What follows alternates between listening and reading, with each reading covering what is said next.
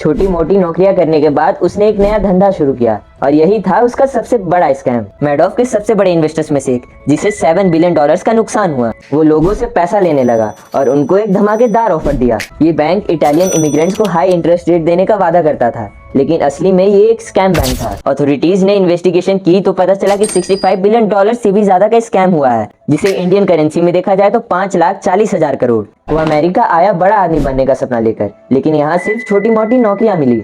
कई बार भूखा भी सोना पड़ा, मतलब जीरो रिस्क ओनली प्रॉफिट। वो न्यूज़पेपर्स का स्टार बन गया था, लोग उसको फाइनेंशियल गुरु बोलने लगे। उन्होंने बिना देरी किए FBI को इन्फॉर्म कर दिया। 11 दिसंबर 2008। क्या आपने कभी सोचा है एक ऐसी स्कीम जो आपको सिर्फ 45 दिन में 50% का रिटर्न दे और 90 दिन में 100% का, मतलब 90 दिन में पैसा डबल। Sounds unreal right? लेकिन 1920 में एक आदमी ने इसको सच कर दिया और बन गया दुनिया का सबसे बड़ा स्कैमस्टर। और आगे जाके उसी के आइडिया को यूज करके दूसरे आदमी ने 1980s जैसे समय में $65 बिलियन का स्कैम किया। ये है चार्ल्स पॉन्जी, जिसने दुनिया का पहला पॉन्जी स्कीम क्रिएट किया। एक ऐसा स्कैम जिसने दुनिया भर में हजारों लोगों को रोड पर ला दिया और आज भी ये स्कीम नए नए अवतार्स में लोगों को लूट ही रही है। बर्नी मैडॉफ, $65 बिलियन का स्कैम जिसमें हॉलीवुड सेलेब्स तक बर्बाद हो गए। हर्षद मेहता, एक ऐसा स्टॉक मार्केट किंग जिसका स्कैम आज भी लोग भूल नहीं पाए। सहारा इंडिया, जिसमें 25,000 करोड़ रुपए लोगों के लूट लिए गए। लेकिन सवाल ये है कि लोग बार बार इन स्कैम्स का शिकार क्यों बनते हैं? ये सिर्फ पैसा कमाने की लालच नहीं, ये एक साइकोलॉजिकल ट्रैप है जो हर किसी को अपने जाल में फंसाता है।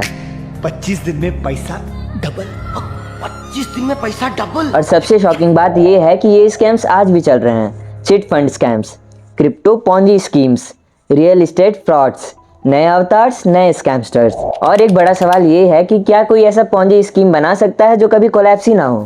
चलिए समझते हैं।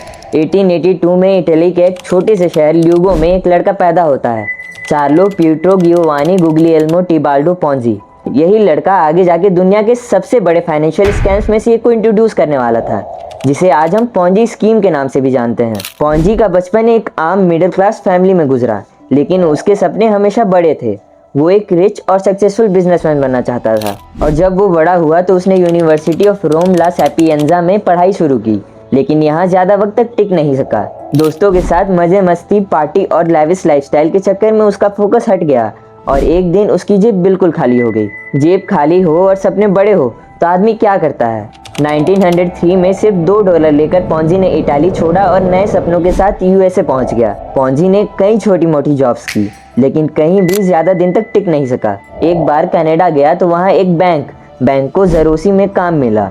ये बैंक इटालियन इमिग्रेंट्स को हाई इंटरेस्ट रेट देने का वादा करता था, लेकिन असली में ये एक स्कैम बैंक था। पॉन्जी ने यहाँ काम करते करते धोखाधड़ी का बेसिक फॉर्मूला सीख लिया था। बैंक के मालिक ने पैसा चुराया और फरार हो गया, लेकिन पॉन्जी फ्रॉड केस में फंस चुका था। उसे 20 महीने की जेल काटनी पड़ी।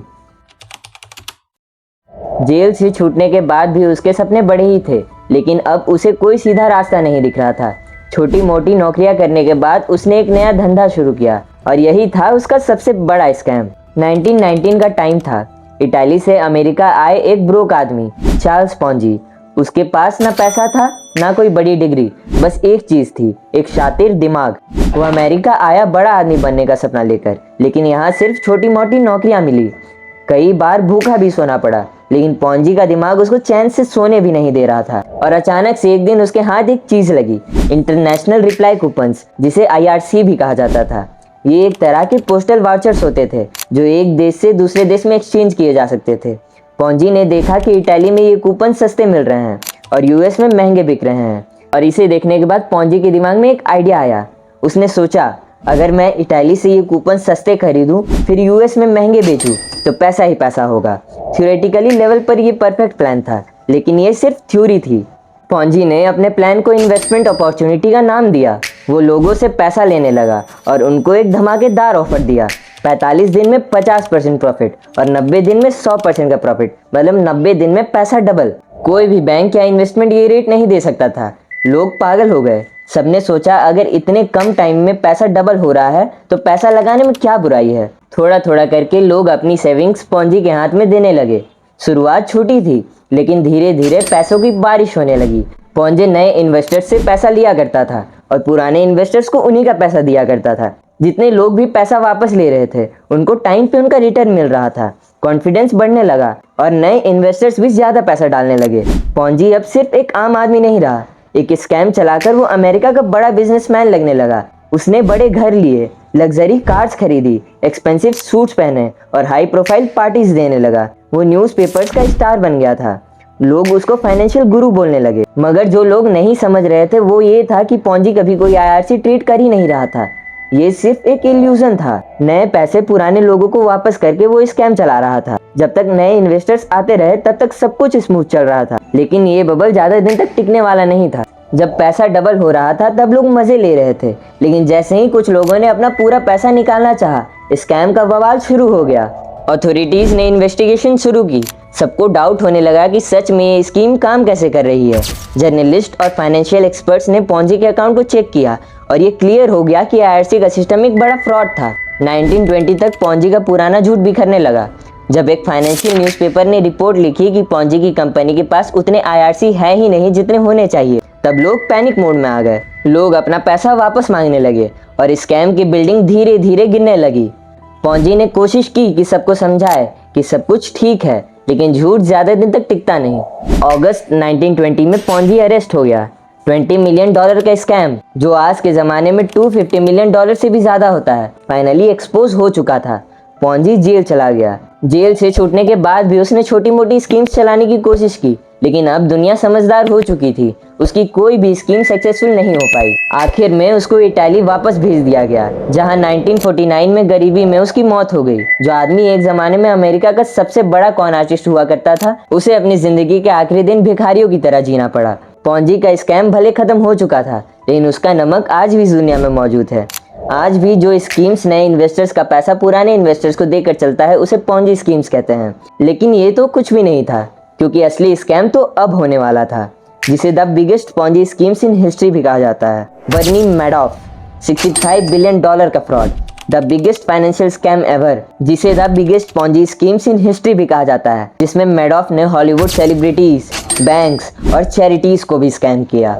अगर आपने ध्यान दिया होगा तो मैंने वीडियो की स्टार्टिंग में ही बर्नी मैडॉफ का जिक्र किया था। एक वक्त था जब चार्ल्स पॉन्जी का नाम पॉन्जी स्कीम्स के लिए फेमस हो गया था। 1920 में उसने एक ऐसा सिस्टम बनाया था जिसमें नए इन्वेस्टर्स का पैसा पुराने इन्वेस्टर्स को दिया जाता था, बिना किसी असली इन्वेस्टमेंट के। पॉन्जी का स्कैम लगभग $20 मिलियन का था, जो उस समय एक बहुत बड़ी रकम थी। लेकिन अगर आप सोचते हो कि पॉन्जी स्कीम सिर्फ एक छोटी कहानी थी, तो मिलिए बर्नी मैडॉफ से। न्यूयॉर्क का किंग बर्नी मैडॉफ। न्यूयॉर्क के एक आम से लगने वाले घर में 1938 में एक लड़का पैदा हुआ, बर्नार्ड लॉरेंस मैडॉफ, एक मिडिल क्लास जूइश फैमिली का हिस्सा। बर्नी का बचपन भी दूसरे बच्चों जैसा ही था, लेकिन एक चीज़ थी जो उसे अलग बनाती थी, वो थी उसका फाइनेंस और बिजनेस के लिए इंटरेस्ट। जब बाकी बच्चे बचपन की मस्ती कर रहे थे तो बर्नी स्टॉक मार्केट और इन्वेस्टमेंट्स के बारे में पढ़ रहा था। 1960 में सिर्फ 22 साल की उम्र में बर्नी मैडॉफ इन्वेस्टमेंट सिक्योरिटीज नाम की एक ब्रोकरेज फर्म शुरू की। उस वक्त उसके पास ज़्यादा कुछ नहीं था, सिर्फ थोड़ा सा पैसा जो उसने लाइफ गार्ड का काम करके और स्प्रिंकलर फिटिंग बिजनेस से कमाया था। लेकिन उसके सपने बड़े थे। उस वक्त स्टॉक मार्केट काफ़ी ट्रेडिशनल था, लेकिन बर्नी ने टेक्नोलॉजी को यूज़ करके ट्रेडिंग को फास्ट और एफिशिएंट बनाने का तरीका ढूंढ लिया। 1970s तक उसकी company Bernard L Madoff investment securities LLC NASDAQ stock exchange के फाउंडेशन में एक बड़ा नाम बन चुकी थी। इस वजह से लोग बर्नी को सिर्फ एक सक्सेसफुल बिजनेसमैन नहीं, बल्कि एक फाइनेंशियल विजनरी के रूप में देखने लगे। बर्नी का स्टेटस बढ़ता गया। उसकी वाइफ रुथ मैडॉफ उसके साथ थी और उसके दोनों बेटे मार्क और एंड्रयू भी उसके बिजनेस में शामिल हो गए। पर जितनी तेज उसकी सक्सेस बढ़ रही थी, उतनी ही तेज एक बड़ा धोखा भी तैयार हो रहा था। 1980s और 1990s तक मैडॉफ का नाम सिर्फ अमेरिका ही नहीं, बल्कि दुनिया भर के फाइनेंशियल सर्कल्स में छा चुका था। लोग उसके पास अपना पैसा इन्वेस्ट करने के लिए भाग रहे थे। ऐसा क्यों? क्योंकि उसका फंड 12 से 15% का कंसिस्टेंट रिटर्न दे रहा था, वो भी बिना किसी रिस्क के। मतलब जीरो रिस्क ओनली प्रॉफिट।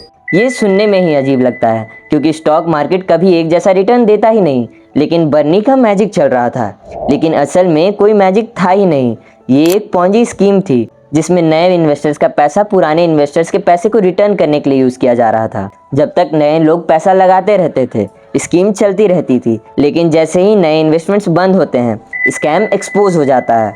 बर्नी ने अपनी कंपनी के अंदर एक सीक्रेट डिवीज़न बना रखा था जो सिर्फ एक काम करता था, फेक इन्वेस्टमेंट रिकॉर्ड बनाना। जब इन्वेस्टर्स को उनके पोर्टफोलियोज का स्टेटमेंट दिया जाता था तो वो सिर्फ एक इल्यूजन था। सच्चाई ये थी कि उनका पैसा कहीं इन्वेस्ट ही नहीं हो रहा था।